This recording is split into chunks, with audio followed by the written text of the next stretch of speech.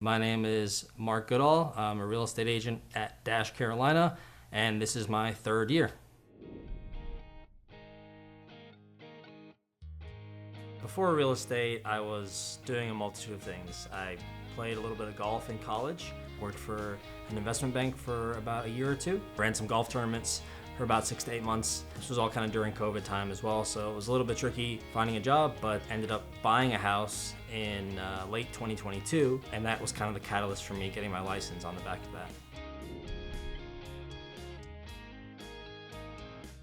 I didn't know that real estate was going to be right for me until I kind of fell into it. I knew I didn't want to be in an office all day, and I knew I wanted to be out in front of people. I knew I wanted to be helping people, and I didn't really know what job gave me that opportunity, right? Until I ended up, like I said, buying a house, and I was like, okay, this seems like a pretty cool job. You're driving around all day, you're getting in front of people, right? And you're helping people as well. And I was like, man, that seems like a really cool opportunity. Before I knew it, I was just kind of getting my license, just kind of following my gut from there.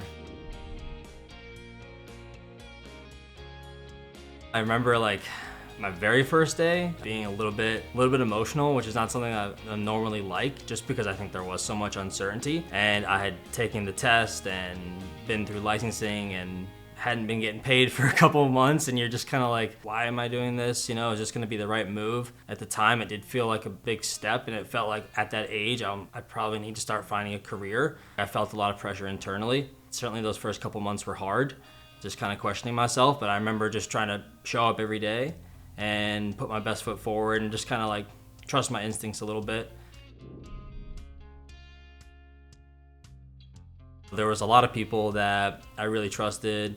Early on, Jason Gardsey is probably the first one I remember. He was the guy that interviewed me the first day before I even joined the company. He was running the onboarding at the time. He always likes to give me, to poke a little fun at me now, but at the time I always looked up to him a lot. Melanie as well was also doing the onboarding, so she was fantastic. I think too, like the team structure at Dash was very clear to me from the beginning. And onboarding, we had our own team, and so you felt like you were together with a group of people, kind of moving through all the ins and outs of starting real estate, and we had people there kind of every step of the way.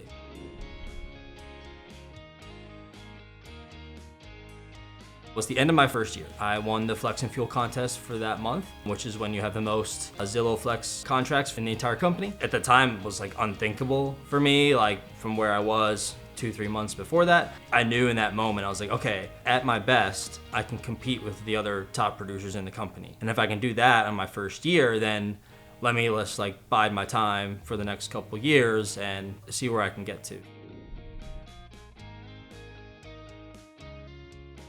Dash has always been there, right? Through the ups and the downs. We're always great about supporting people when they're doing fantastic, but even more so, like I always felt like I had a shoulder to lean on during those tough times. My first transaction ended up terminating, and I remember being able to talk to Melanie and Gardsey through that entire thing. I even remember my first time in a multiple offer situation with a client that I was uncomfortable with, and I didn't really know the situation. The relationship was so new. Called Jason Gardsey right away and kind of helped me out, talked me through the whole situation, ended up getting the deal. So always felt like someone was a call or two away. And I think too, like there are different personalities in leadership at Dash. Depending on the situation or depending on how you were feeling on that day, I felt like I could call that person and get some really good feedback.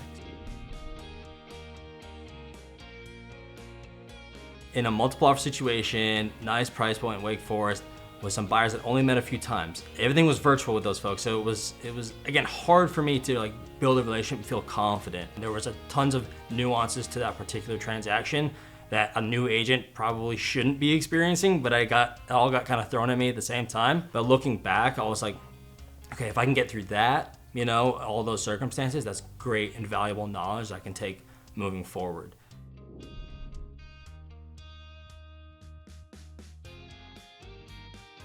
Slow down. It's very easy to take a million leads, you're super excited, you just got your license, you just started at Dash. We have an abundance of leads that give buyers, agents, different avenues to go from a lead source perspective. I think I took too many and I got overwhelmed, right? You get bogged down, all of a sudden you're working your butt off, but you're not converting anything, right? You're just kind of spinning in circles. It took me a couple years to learn that, and some hard truths, both from people that I trust at Dash and also to myself, to slow down, take less leads, focus more on actually doing well with the people you have right in front of you right now, rather than always focusing on the next lead. That's honestly the biggest thing.